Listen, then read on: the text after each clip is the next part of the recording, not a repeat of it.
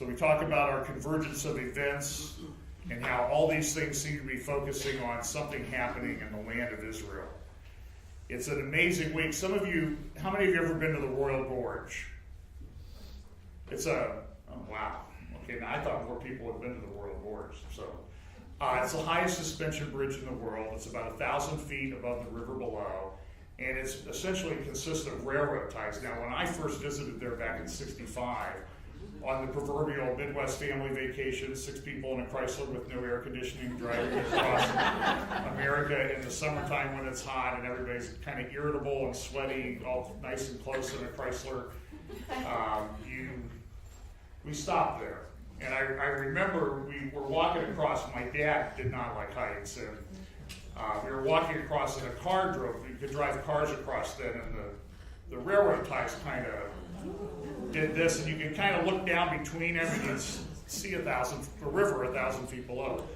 And I just remember one of the memories I have is my dad grabbing my brother's arm and saying, "Come on, Jim, we're going back across." So, but they had a fire there this week. They have a kind of a little pioneer village over here, and so on the other side. And this is what it looks like today. Where is that? Cannon City, Colorado. It's about an hour or so south of Colorado Springs.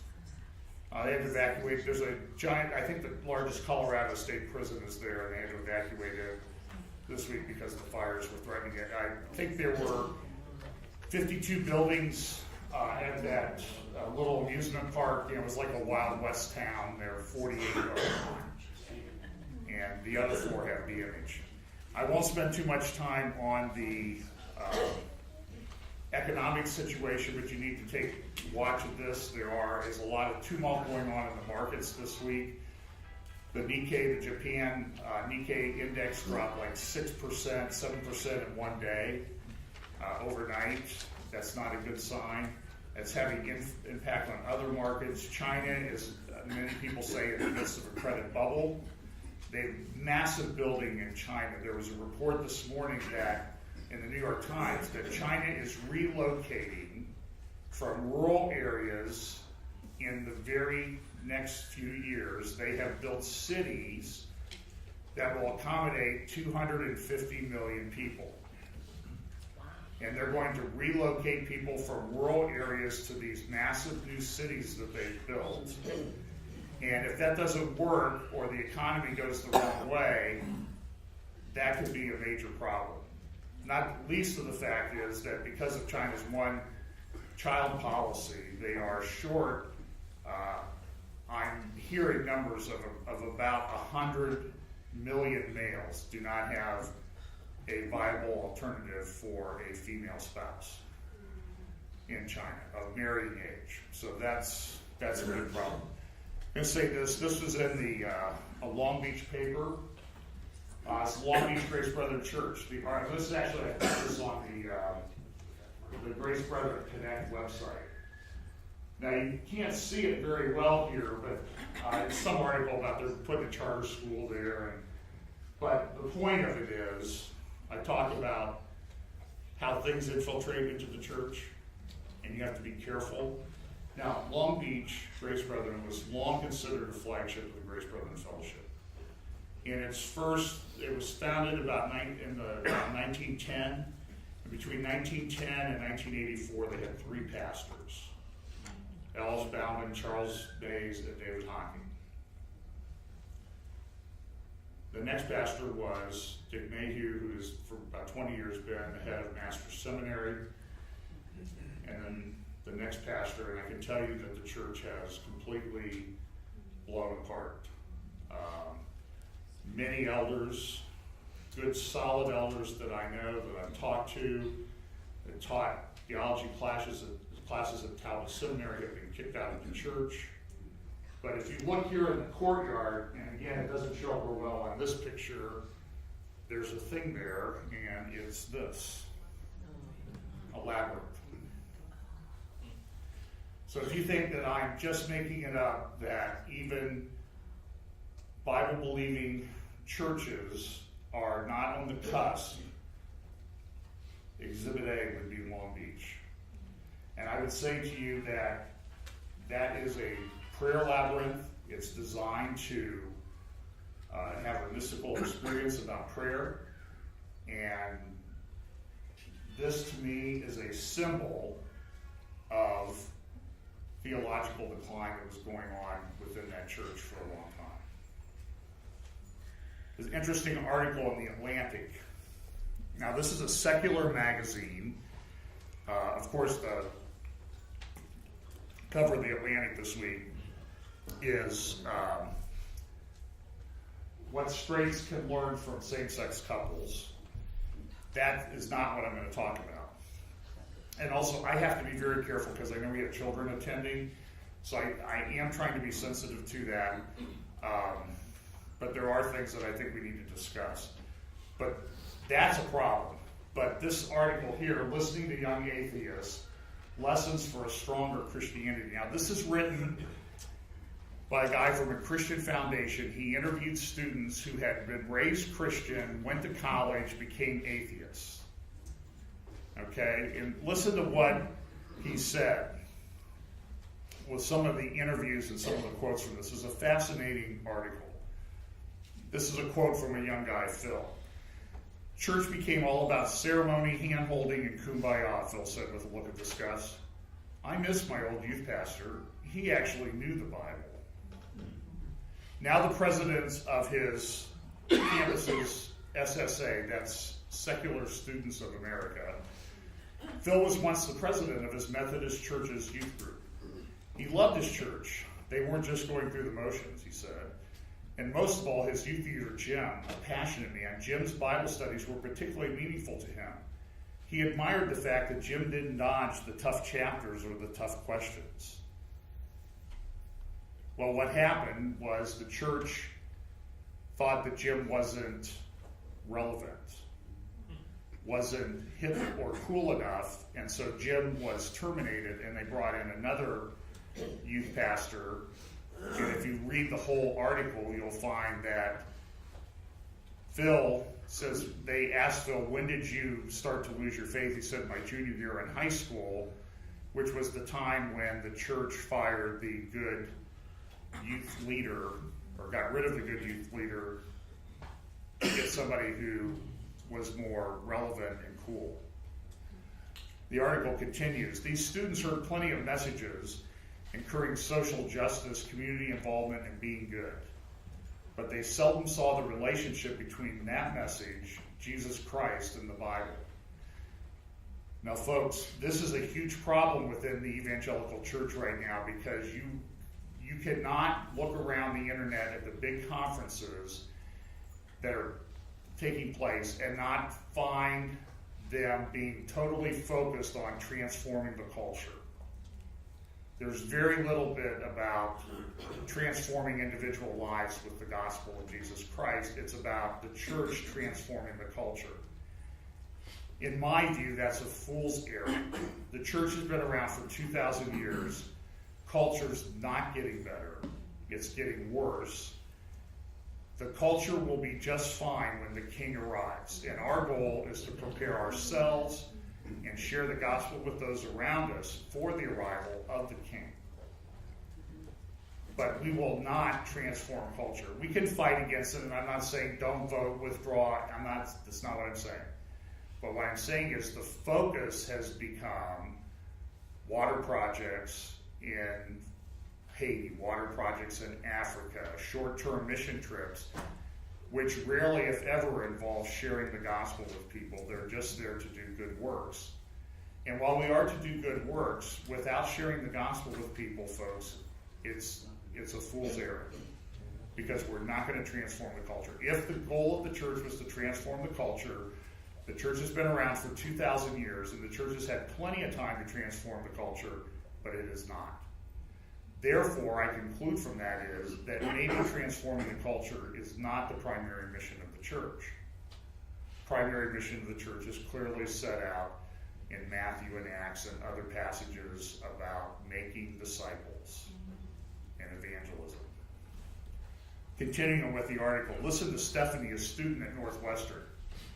The connection between Jesus and a person's life was not clear.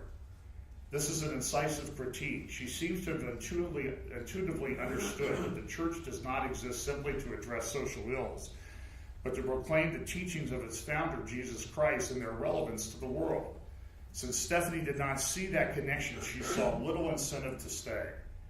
We would hear this again. In fact, they would hear it again and again.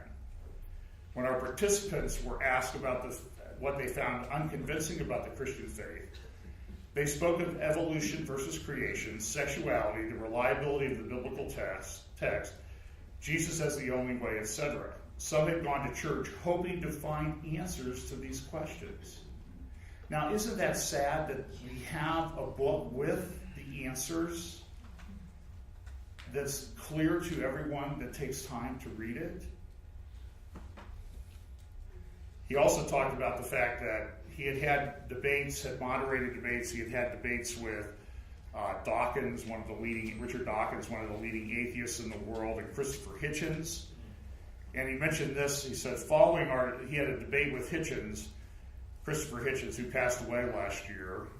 And I'm sure is no longer an atheist.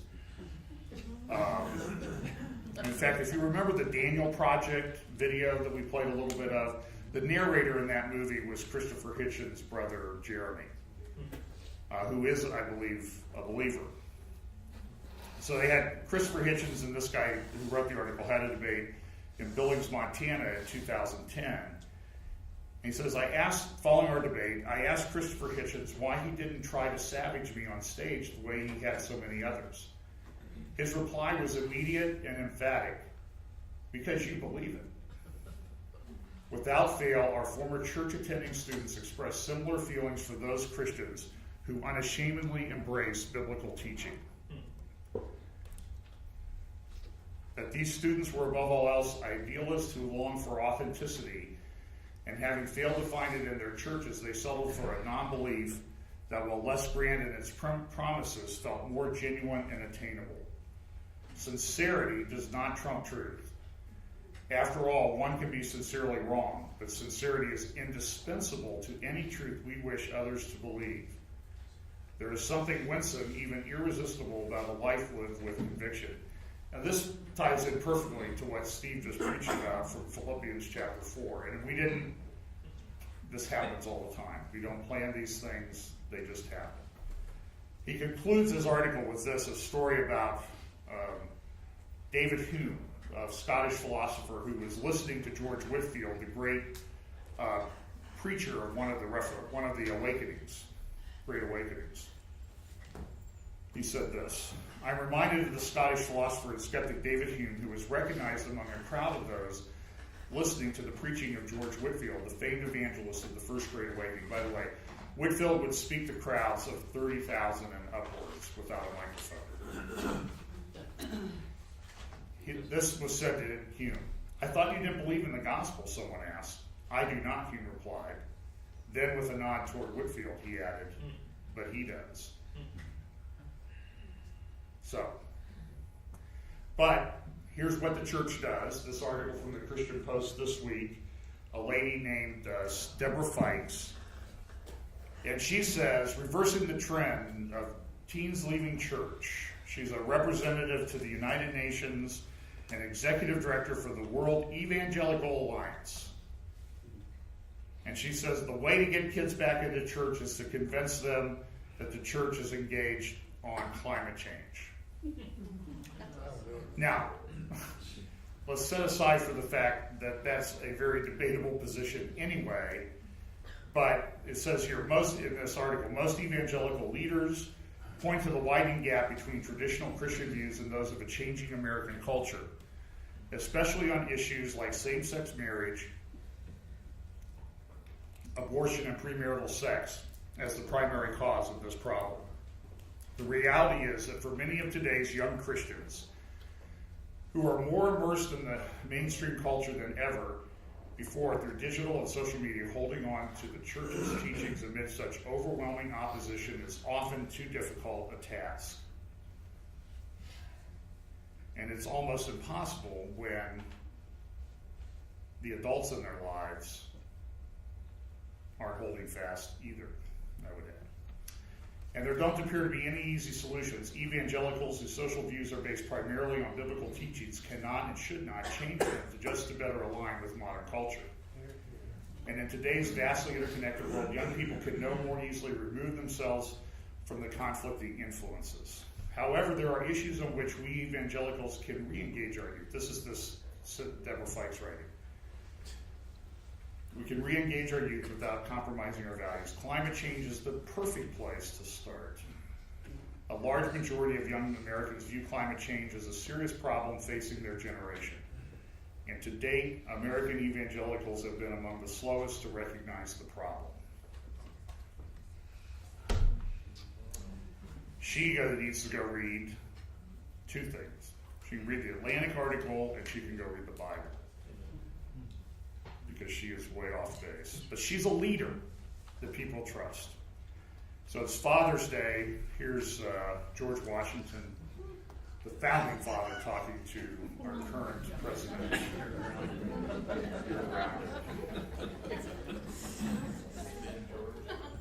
Here is what Barack Obama did with two young ladies at the LGBT proclamation event at the White House this week. Hello, my name is Zia Weiss-Wynn, and I'm her twin sister, Luna. We are in 3rd grade, and last December we wrote a letter to President Obama. We told the president that we would like for him to make some changes this year. First, we asked the president to help make it harder for bad guys to get guns. We heard about the students who were killed, and that made us real sad. Second, we asked for more funding for schools. I really want more art and libraries because I love to read, and Luna wants more PE because she thinks it's healthy for kids and grown-ups. Third, we asked the president for his support of gay marriage because We're almost done. Because we have 2 moms and they are just as good as other parents. They love us a lot. Ladies and gentlemen, the President of the United States.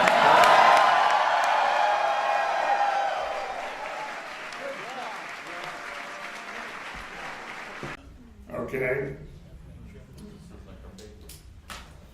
And here's another comment from the president. And even though she couldn't be here today, because she's getting ready to finally take her seat on the bench and get to work, I want to congratulate Nitza Quiñones Alejandro, who just a few hours ago was confirmed by the Senate, making her the first openly gay Hispanic federal judge in our country system.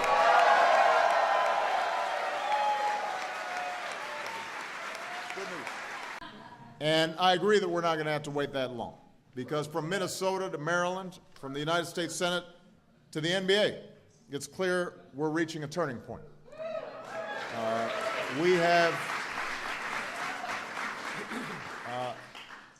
We become not just more accepting, we become more loving as a country and as a people. Hearts and minds change with time. Laws do too. Change like that isn't something that starts here in Washington, but it's something that has the power that Washington has a great deal of difficulty resisting over time. Well, a couple comments to that. Number one, we're not reaching a turning point. We're past the turning point, and we're past the tipping point, I'm afraid. God is not mocked. God will take care of the problem. But that's where we are. Number two, I would like to see the president go with 1 or 2 bodyguards to a group of the Islamic rebels that he's now sending weapons to and give them the same message. That would be courage. I'll arrange that meeting. He did this week. Plan B can now be sold to children 9 or 10 years old without a prescription or knowledge of the parents. That's a day after abortifacient to take care of a pregnancy in the event that a child is 9 or 10 and might be pregnant, which last time I checked can only occur in certain ways. And so this is what Ramirez said in response to that. So the question is, if the NSA is so busy running after all of our information, why didn't they catch the Tsarnaevs, who went to a mosque that had a radical imam who talked about conducting terrorist activities? The reason for this is, and this is in the recent Investors Business Daily Thursday, it says this: the White House assures that tracking our every phone call and keystroke is to stop terrorists, and yet it won't snoop at mosques where the terrorists are. That's right, the government's sweeping surveillance of our most private communications excludes the jihad factories where homegrown terrorists are radicalized. In fact, there's a report on Fox News this morning that they've been sending government agents into and joining, according to the report, conservative evangelical churches to give reports to the government about the possible terrorist activities that might be being planned by people who oppose, for say, the president and some of his friends. You can look it up on the internet. Since 2011, mosques have been off limits to FBI agents. No more surveillance or undercover sting operations without high-level approval from a special oversight body at the Justice Department dubbed the Sensitive Operations Review Committee. Who makes up this body, and how do they decide requests? Nobody knows. The names of the chairman, members, and staff are kept secret. The Bureau didn't even contact mosque leaders for help in identifying their images, the images of the Sardians, the Boston bombers, after those images were captured on closed-circuit TV cameras and cell phones. One of the Muslim bombers made extremist outbursts during worship, yet because the mosque wasn't monitored, red flags didn't go off inside the FBI about his increasing radicalization before the attacks. This is particularly disturbing in light of the fact, in light of the recent independent surveys of American mosques, which reveal some 80% of them preach violent jihad and distribute violent literature to worshipers. What other five-alarm jihadists or counterterrorism officials missing right now thanks to restrictions on monitoring the one area they should be monitoring? And Mark Stein suggested this in his column this Friday: looking for privacy, then join a local mosque. I had shared this with you about a year ago about the data facility in Utah that's being built to store things, so many billions of dollars being spent to build the Utah data center. What's there? Somebody suggested this week that Verizon's Share Everything plan, which I belong to, really can't share everything. So, anyway, so, I know we need to be secure. I know there are people that want to hurt us, and I want those people monitored, but when they're not taking the basic steps to do that, it just seems like the whole thing is out of control, and it seems to me that there's a very evil, sinister force behind all of this that's inexplicable. Well, it's perfectly explicable if you understand where the world is heading. So we're going to give you a Mideast update report. Start with, I keep having to add countries to my little graphic here of places that things are going on. So here's Syria first. Now, a couple months ago, the New York Times put this graphic up on its website and was in its paper about the supply routes to Syrian rebels. And there were a lot of places that they were coming through Turkey, down into Syria, up through Jordan, into Syria. They were originating in Croatia, they were originating in Iran and other places in the Mideast.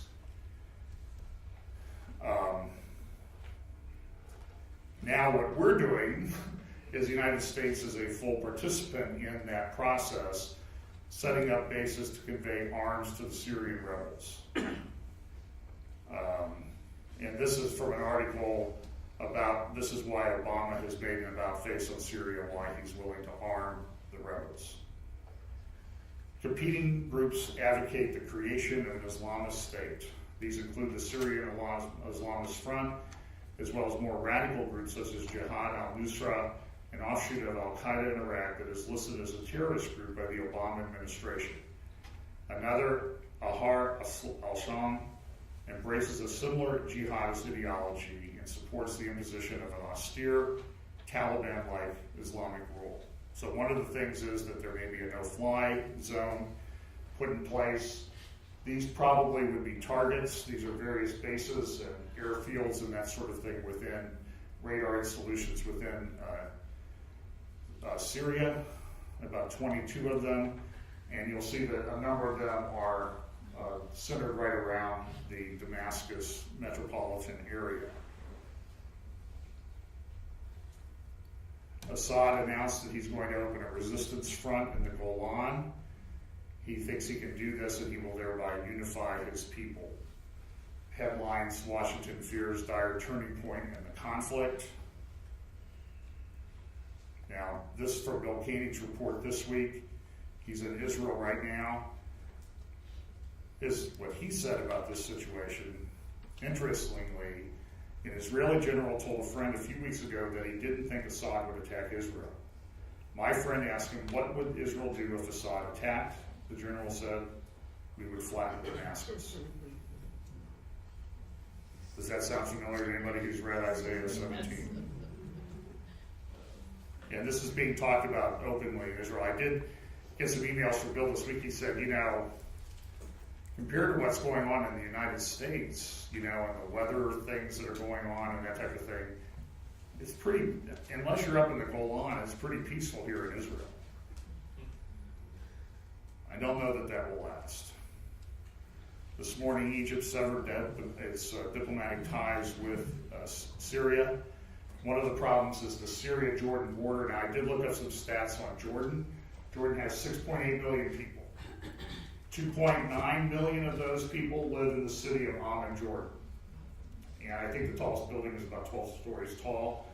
It's spread out over a vast area. Been there.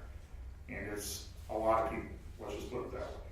But in the north of Syria, as we've said from this updated graphic, there are about 6.8 million people displaced internally in Syria, which is a country of about 23 million. There are about 1.7 million refugees as of a couple weeks ago. And about 500,000 of those have come into Jordan. Now, Jordan doesn't have much water, doesn't have much resources. It has a lot of rock, and it has a lot of sand and a lot of dirt. Other than that, it doesn't have much in the way of natural resources. So that country was 1.5 million people in 1970. 40 years later, it's 6.9 million people. That's tremendous growth. But since last September, 500,000 people have migrated from Syria into Jordan. And it's putting a lot of strain on the Jordanian government. It's creating unrest there. It's taxing their resources. We've put Patriot missile batteries there. This is an example. This is one of the refugee camps in Jordan. By the way, of 6.8 million people, just right around a third of those people in Jordan, before all this started, were Palestinian refugees, over 2 million. So the country is already overrun. So now in a country of maybe 7.5 million, they have 3 million refugees. That's a huge problem. It would be similar to the United States having 160 million people show up in the last few months that need to be clothed, fed, housed, whatever. This is an example of the growth of one of these refugee camps up near the Syrian border. This is September of 2012. They had 120,000. There's 120,000 there today. They had about 15,000 there in September of 2012. And 2 months later in November, the number of shelters that they had, and this is an aerial picture of the shelter growth, not the individuals. They've grown, doubled the number of shelters. That more than doubled again in the next 2 months. So by January, they were up to almost 12,000 shelters. And now, as of April 15th, they're approaching 26,000. And here's a graphic that they do to show some of the new ones. All those little dots are shelters that are filled with 6 to 10 people. That's what it looks like a little bit closer in. The blue ones are new ones that they've just put up in the last couple of weeks. Huge problem. Everywhere on Israel's border, there are all these problems. Turkey, a lot of new book out, The Rise of Turkey, the 21st century's first Muslim power. And there are many problems going on in Turkey. Erdogan, his demonstrations are taking place daily. He's supposed to leave office this year. He wants to change the constitution. Sounds very much like his friend Vladimir Putin. He wants to then be able, instead of being prime minister, to become president. So he's not subject to these things. There are riots. There are a lot of things going on in Turkey. Now, he probably has the vast majority of the support of the people, but the Arab Spring has now migrated to Turkey. Egypt, they withdrew from Syria, their ties to Syria. They're also thinking about taking the money that we gave and not using it for peaceful means, but to attack Ethiopia, which is planning on building this dam down the Nile River and diverting waters in the headwaters of the Blue Nile. There's 2 Niles. There's the White Nile that comes from Uganda. There's the Blue Nile that comes out of Ethiopia. And so in this fertile, rich area, Ethiopia has much desert in it. They want to develop that. They need water to do that. So they're building a giant dam. Ethiopia has indicated they're going to go forward. It will reduce the amount of water in the Nile that goes through Egypt to 20% of what it is currently. That will have a devastating impact. So now Egypt is thinking about attacking Ethiopia. Ezekiel 29, I will remind you, says, I will make the land of Egypt a desolation in the midst of desolated lands. Is that prophecy on the verge of being fulfilled? Yep. Is the prophecy in Isaiah 19 about appointing a fierce master over the Egyptian people? Has it been fulfilled? Is it in the process of being fulfilled? Jordan. There's an article out from the Council on Foreign Relations this week about political instability in Jordan. It's one of the countries that has a peace arrangement with Israel. I will note for you, we won't talk about it this week, but Ezekiel 38 and 39 talks about Ammon, Moab, and Edom not coming under the control of the Antichrist, which hopefully we'll be getting to in a moment. And does this bear on that potential fulfillment of Bible prophecy? Will Israel step in and take over Jordan? And that's why those lands are not given into his hand or control. I don't know. We do know that it appears that the Jewish people will flee to that area around Petra to be there, await their repentance and their plea for the Lord to return to rescue them. That's Hosea chapter 5 and chapter 6. You should read that passage, the end of Hosea chapter 5, the beginning of chapter 6. It will tell you that the second coming does have a prerequisite. It is the Jewish people calling out for the Lord, their Messiah, to come rescue them because they are being attacked and oppressed, and the nations of the world are lining up to deal with the Jewish problem. Patriot missile batteries installed in the Syrian border. In Iran this week, the moderate Rowhani won the Iranian presidential vote yesterday. Sweeps to big victory. Got over 50% of all the votes. There were 8 candidates. Now, I'm not sure what a moderate Islamic cleric, what the definition of that is. I mean, does it mean he will only launch 2 bombs at Israel if he had them instead of all of them. I don't know. I don't know what moderate means. He has been one of the big proponents of the Iranian nuclear program, one of their negotiators, and trust me, nobody wins elections like this in Iran unless you are handpicked by the supreme leader, the Ayatollah Khamenei, the Islamic radical cleric. He is also a close associate of Rafsanjani, another Islamic cleric. Rafsanjani served for a time, I believe, as president of Iran and is still actively involved in politics.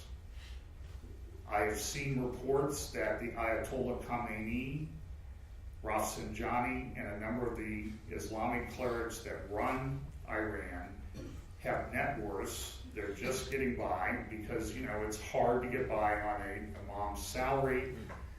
But Khamenei and Rafsanjani are estimated to have personal fortunes in excess of $25 billion. Billion dollars. Which would make them richer than just about all but 2 people in the United States. By the way, there's a prophecy that talks about the Antichrist looking into Egypt in northern Africa for gold. I saw this, I heard a pastor friend talk about this, I contacted him and got his sources. In human history, they listed the richest people ever. I believe the first number 1 richest person ever was John D. Rockefeller from out of Cleveland. Carnegie, I think the Mellon, some of the big steel families were up there. But number 8 was a Mideastern leader who was estimated at the time of his death to have a net worth of about $200 billion, which would make him the 8th richest person ever in human history. And who was that? He was the guy, Colonel Muammar Gaddafi. Yeah. I never figured out why he was in charge of the military for 40 years and he never got promoted above colonel. But he had a lot of gold. Now there's disputes about how wealthy he was, but he had vast wealth and a lot of gold that has not been located. Does that play into the prophecy in Ezekiel 38 and 39? Netanyahu warning, you threaten us, you will get hurt. The next time could be more, meaning that if these weapons actually get transferred into Syria, Israel probably will do something. That's what all the Israeli Defense Force guys are saying. And then they say this, Iran on the ascent as Syria churns, and the tide has turned. I saw articles I read just 2 weeks ago where Hezbollah was like, they had changed the symbol of a rifle in the Hezbollah logo to a crutch because Hezbollah and Syrian army were on the run. And the rebels were going to win, and now 2 weeks later, everything has changed. Assad is in ascent, and this report this morning, Iran sending 4,000 troops in their initial wave to assist Assad, in addition to the thousands of Hezbollah fighters who've come in from Lebanon. So, they're marshaling a lot of forces in Syria. Assad is saying, well, I think we need to attack Israel. I wonder where he would get the help. And Israel's response, we'll flatten Damascus if we have to. So, and then the IDF, the Israeli Defense Force, and Chuck Hagel, our Secretary of Defense, are in Israel right now talking about what do we do. And it says here, Yalan, he's the Israeli Defense Minister, or head of the IDF, will tell Hagel Israel will act on its red lines. And you can rest assured that they will do exactly that. So finally, Israel.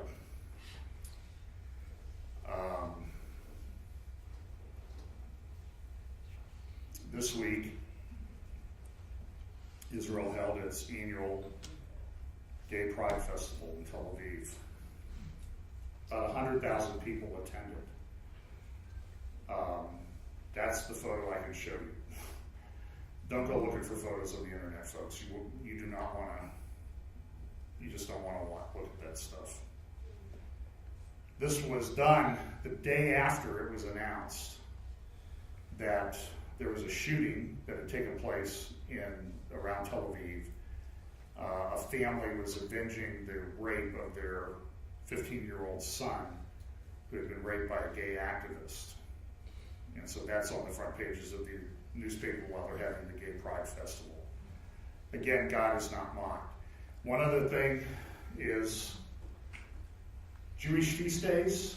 These are the Jewish calendars and where the various feasts fall.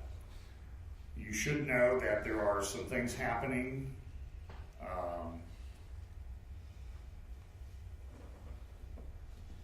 There will be a lunar eclipse that results in a blood red moon on Passover next year.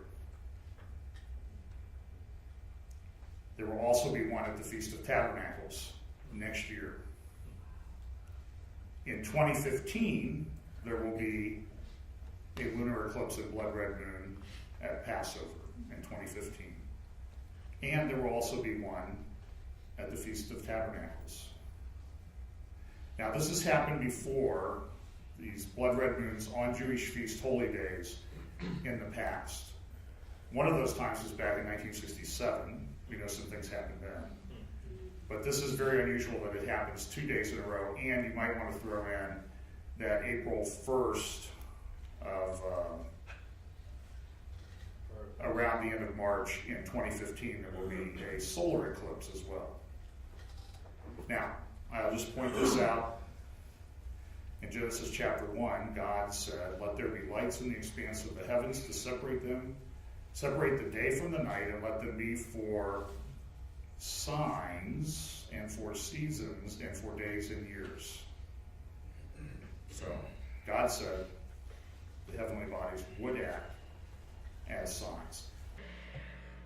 Take a step back and think about something else a little bit closer to home, and that is what's happening here in the American Jewish community.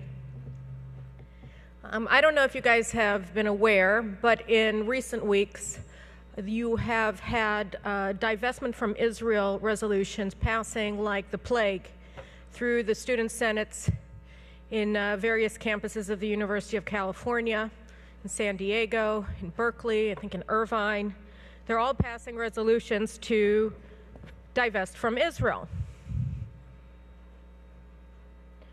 And UC San Diego, they passed the resolution to divest from Israel in their student senate about, I think, 3 weeks ago. And when the Jewish students on campus were trying to figure out how to respond, the people in Hillel told them not to oppose this resolution on its merits, but rather to just talk about how it makes them feel bad. That the Jews on the campus in the University of San Diego, University of California, San Diego, were told, we don't want to argue with this resolution that says Israel is an apartheid state and therefore doesn't have a right to exist, just like the UN General Assembly said in 1975 in that infamous resolution 3379 that called Zionism, the Jewish National Liberation Movement, a form of racism. And so today they said they're not anti-Israel, they're anti-Israeli apartheid. But of course, if you say that Israel is an illegitimate state, an immoral state that has no right to exist, that is inherently racist, what you're saying is that Israel has no right to exist and you wish it to be destroyed. That is what the BDS movement is about, destroying Israel. And for people not to be able to recognize this, and not to be able to say, you people are appalling, and you should be ashamed of yourself, and how dare you? And I don't care about how it makes me feel. It should make you feel like idiots and like evil people, because that's what you are. It's not about me, and it's not about Israel. It is about you and your deranged, demented, and prejudiced perception of the Jewish people. But that's not what's happening. That is not what is happening.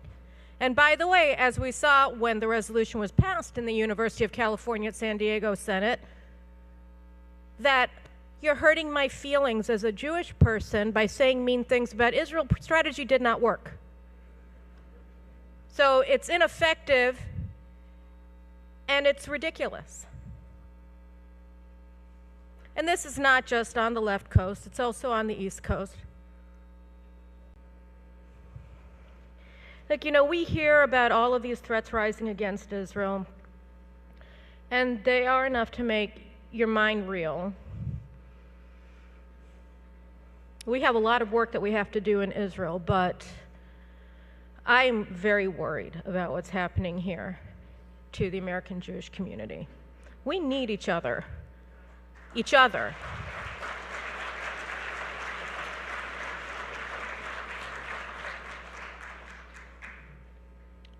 And we have to be willing to face difficult situations head on and deal with them.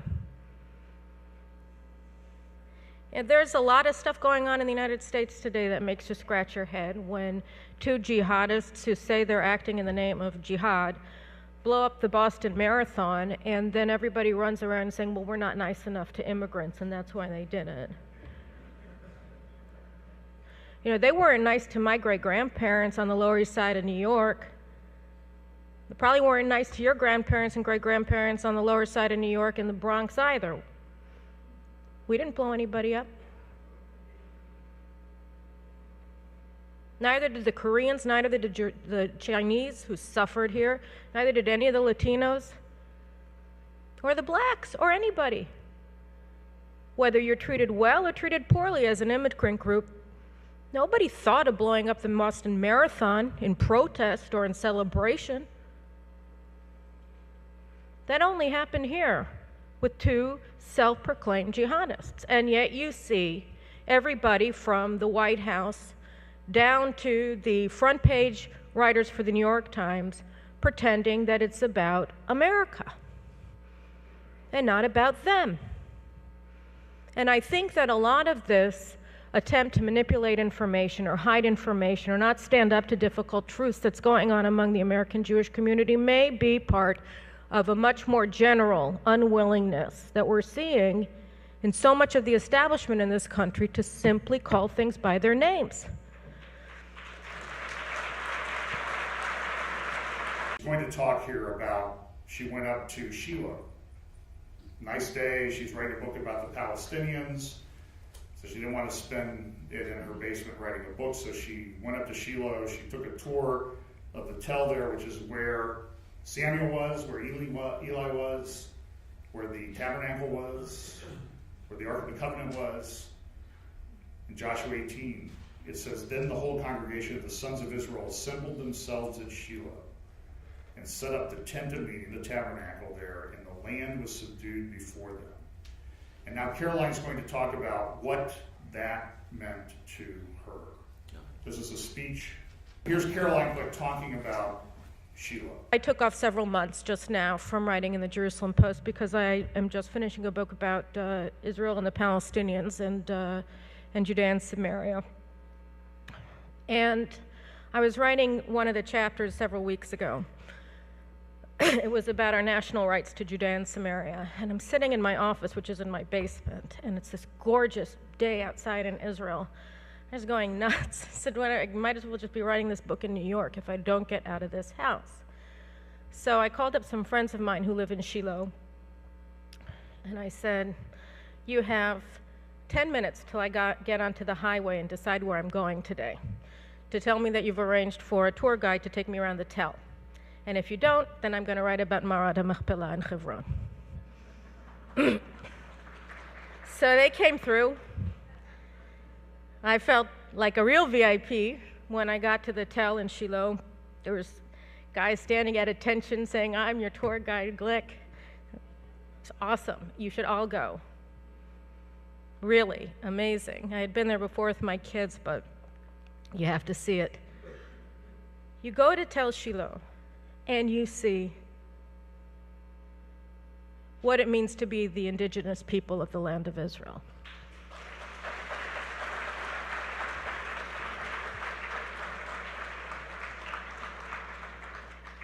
Who this land belongs to. There was a Jewish town in Shiloh from the time of Joshua to the destruction, to the defeat of Bar Kokhba for 2,000 years. Continuous Jewish presence. Joshua, Samuel, Eli, Achiyah. And you look and you see the tabernacle. You look and you see where the jars were that had all the dried fruits for sacrifices, all perfectly preserved. You see our battles with the Philippines in 1050 BCE. Philistines, not Philippines, sorry.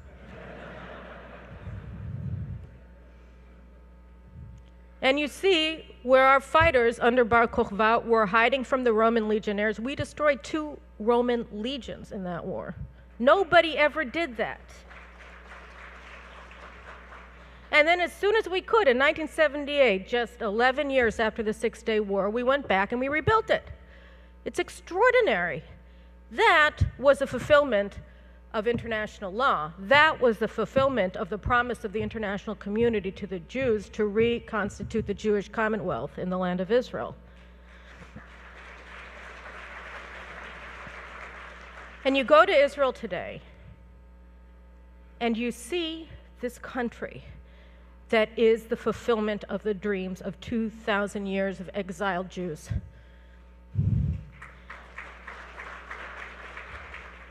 And it is awesome. It is awesome. It is inspiring beyond belief. And here, what do we see? Children going to high school and then going to college and not having any idea that this is the truth and not a competing narrative. This is a failure that isn't just a failure on the level of, oh, that's too bad. We are denying our children, the younger generation of American Jews coming of age today, of the greatest gift they have, which is their heritage, which is their history, which is their birthright. Well, if you want to hear her, go to Winona Lake in a few weeks. I pray she becomes a believer in the Messiah. That would be awesome. Revelation 17. We got 20 minutes. Let's work on that a little bit. By the way, Caroline Glick speaks with a force and clarity that is very unusual in the world of commentary writing today. I can think of only a few others that approach her boldness. In early part of her career, she was the spokesperson for the Israeli Defense Forces when she was in the IDF. I pray that she's the spokesman for the 144,000 that will be constituted by God during the tribulation period. So we talk about this, Daniel 2, 7, 8, 9, some of the great passages there, and they lay out all the beast empires. Daniel 2 talks about in terms of a statue in 4 parts, 5 kingdoms, remember? And then there are 5 kingdoms referenced in Daniel chapter 7, 2 of which are also referenced in Daniel chapter 8. So we've been looking at Revelation 17 as a jumping off point for this, but to understand Revelation 17, you have to go back. And in Revelation 17:7, John says, "And the angel said to me, Why do you wonder? I will tell you the mystery of the woman and the beast that carries her, which has the 7 heads and the 10 horns. The beast that you saw was and is not, and is about to come up out of the abyss and go to destruction." By the way, there are, I believe that the word that's used here is Abaddon, that talks about the pit, the abyss. There are islands in the Persian Gulf region of southern Iraq that are called, guess what? Abaddon. Now, it does seem that this is an area that God references over and over again, and even today its geography bears it. That's why I think it bears looking at what happens in Iraq and Iran and the other countries in that region. "And those who dwell on the earth, whose name has not been written in the book of life from the foundation of the world, a long time ago, will wonder when they see the beast that he was and is not and will come. Here is the mind which has wisdom, verse 9. The 7 heads are 7 mountains on which the woman sits, not 7 mountains on which the king sits. It's not Rome. And it says here, the 7 mountains are 7 kings. 5 have fallen, 1 is, the other's not yet come, and he must remain a little while. So we've talked about this last week, that whereas in Daniel chapter 2, there were 4 parts of the statute that represented 5 kingdoms that were going to come in the future from Daniel's perspective. The last kingdom, the legs of iron, feet of iron and clay, was a kingdom that would be in 2 phases. It would be there, then there would be a gap, and it would come back at the end. So 5 kingdoms, the 4th one is really in 2 phases. In Revelation 17, we have 8 kingdoms. Okay, the 7th kingdom is in 2 phases. We'll see that in a moment. So when John writes, he writes from the perspective of about 96, 100 AD, during the reign of Diocletian, and he writes, there are 7 kings. 5 have fallen. And we know from history which those 5 were. They were the Egyptian, Assyrian, Babylonian, Medo-Persian, and Greek empires. All of them dominated. The Egyptian empire dominated the land of Canaan, later Israel. The Assyrian empire, which came in and took over the northern kingdom and took the northern kingdom captive in about 720 AD, was the second empire. Now, neither one of those show up in the statute because they were prior to Daniel's time. But at the time of Daniel, Daniel was looking at things from his perspective forward. And so there were 4 parts of the statute, but the 4th is in 2 phases, so there are 5. So the first one was the Babylonian, the head of gold. The second was the bear raised up on one side with 3 ribs in its teeth, and the arms and chest of silver in the statute. That was Medo-Persia. And then, this is in Daniel chapter 2, then the Greek empire, represented by a 4-headed winged leopard, the thighs of bronze. Then John says, so 5 have fallen. Those 5 are gone when John writes. 1 is, and we know from history that that's the Roman Empire. Now, a lot of people say, well, then that's the legs of iron, because that's the next one. But we'll review that in just a moment. I don't think the legs of iron are Rome. Okay, I don't think any of the beasts in Daniel 7 or 8 represent the Roman Empire. So that's the tradition, is that it's a revived Roman Empire, is the legs of iron, feet of iron and clay, and this terrible beast that John sees. And then it says the other, so we have 5 fallen, 1 is, the other has not yet come. And we talked about that last week, that the 7th empire, I believe, is an Islamic empire, because that empire satisfies the requirement that it had crushed the area of all the prior empires. And we showed you some graphics that showed that the birth of the caliphate did cover all of the land area of the prior empires. The Roman Empire, however, if you look back, did not. It never took over the area of Persia and a large portion of modern-day Iraq or Babylon, ancient Babylon.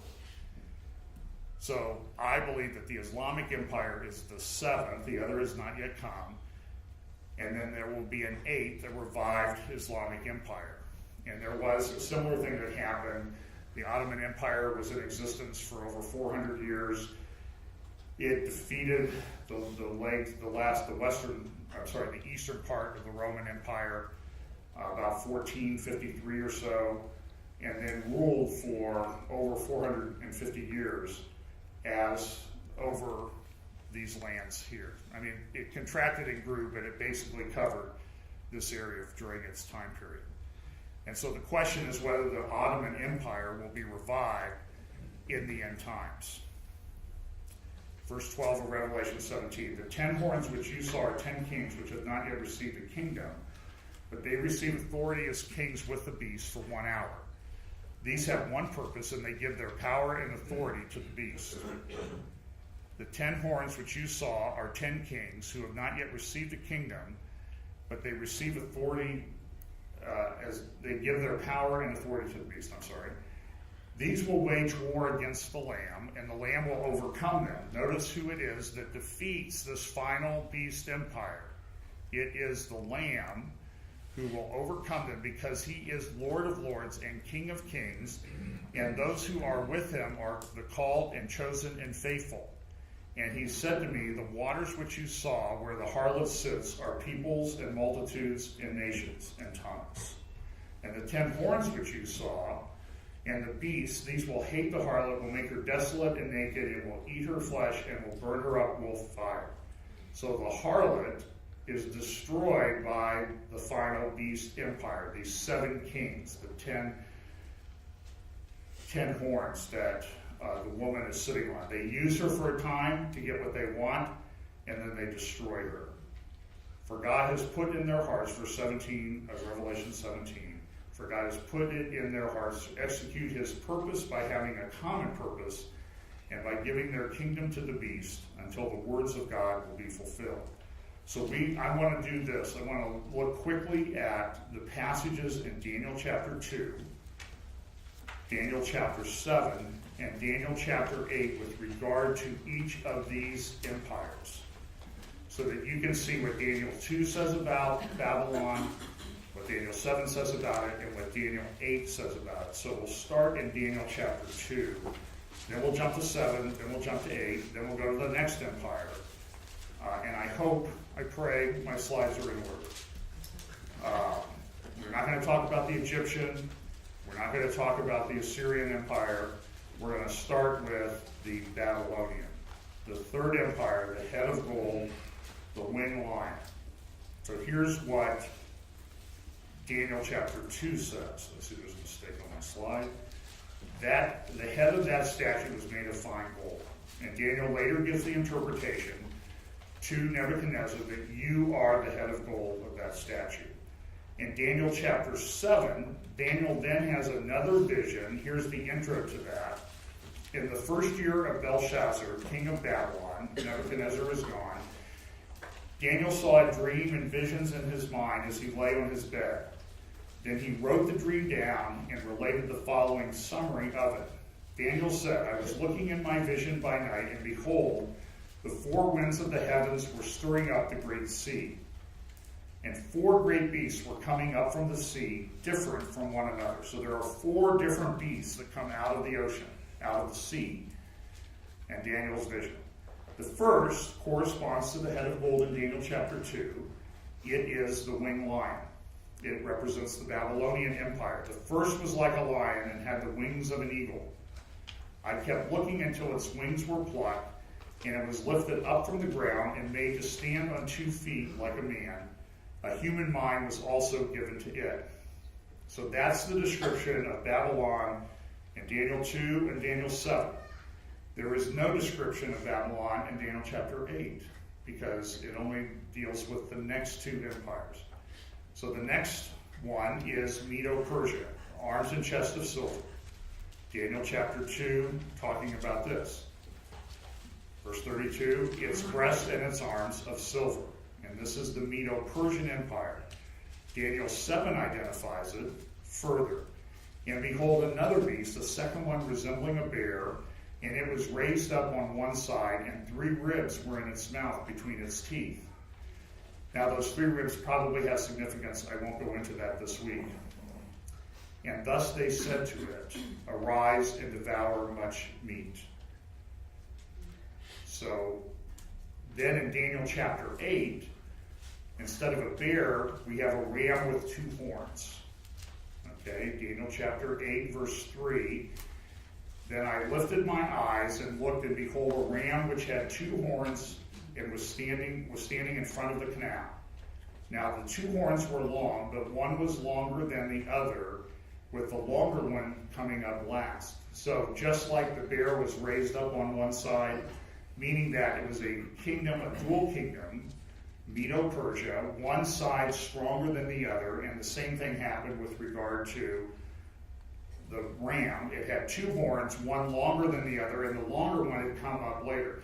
The description that Daniel gives of these kingdoms is so accurate that people for many years said Daniel was allegorical history written after the fact, because they're so accurate.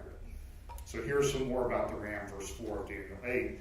I saw the ram budding westward and northward and southward, and no other beast could stand before him, nor was there anyone to rescue him from his power. But he did as he pleased, and he magnified himself. So Medo-Persia, if you think of Iran in Iraq, and you look at a map and you go northwestward, that would be towards Israel.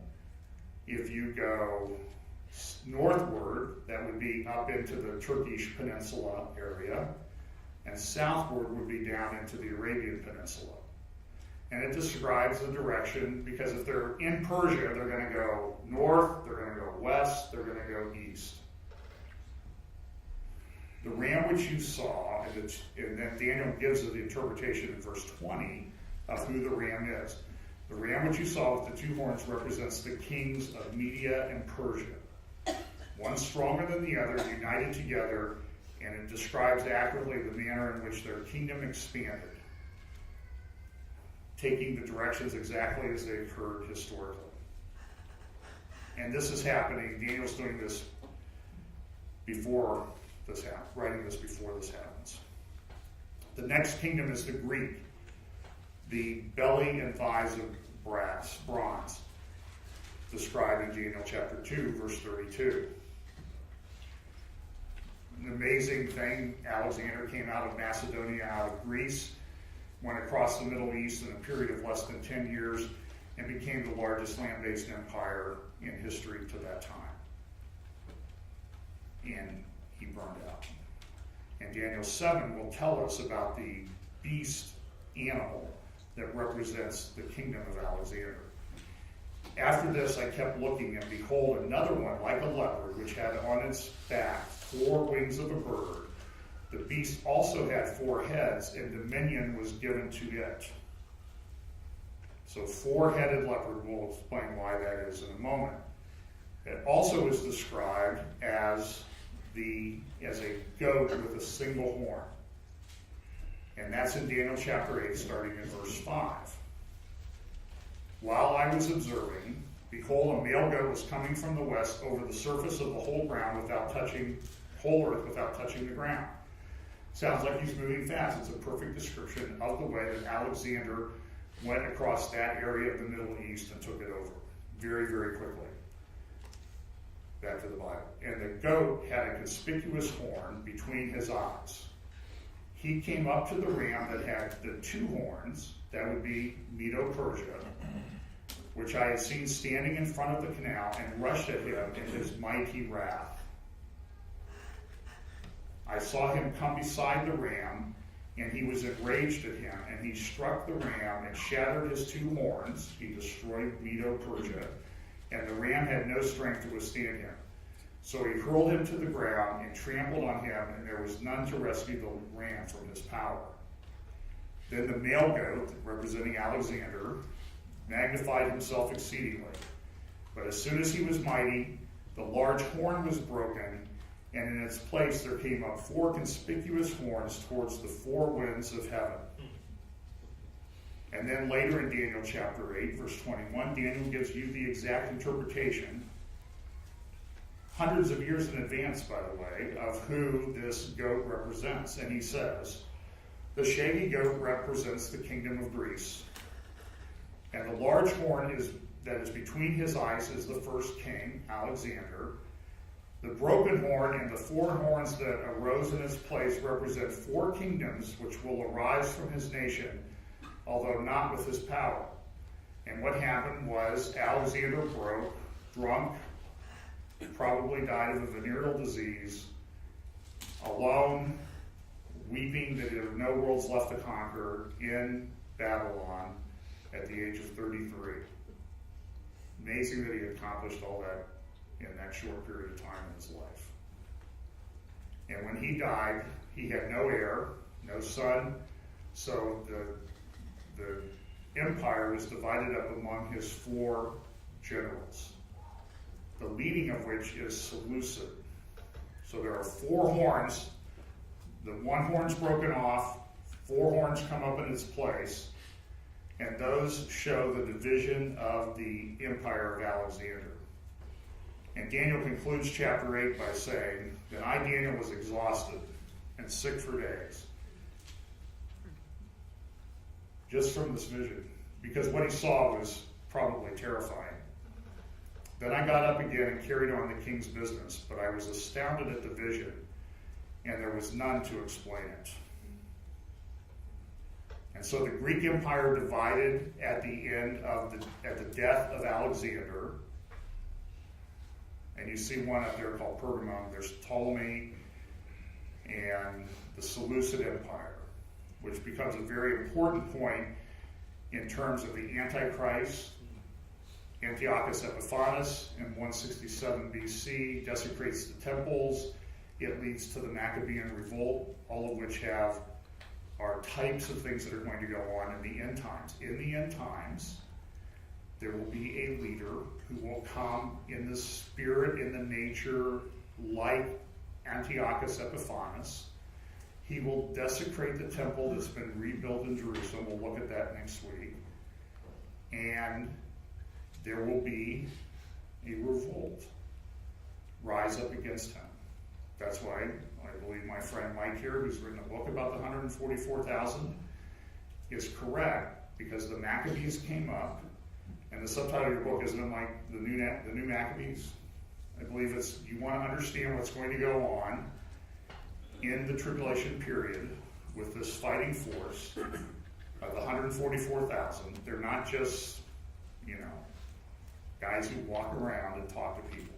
They're going to be a defense force.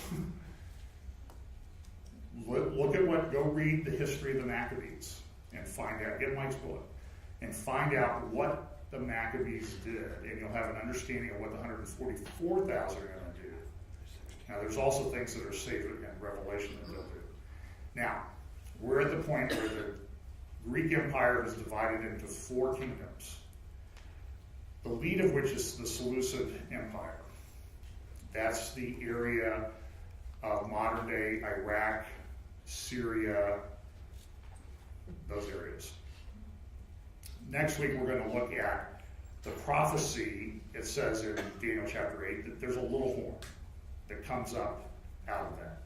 And we'll look more in detail at that next week as we continue our study.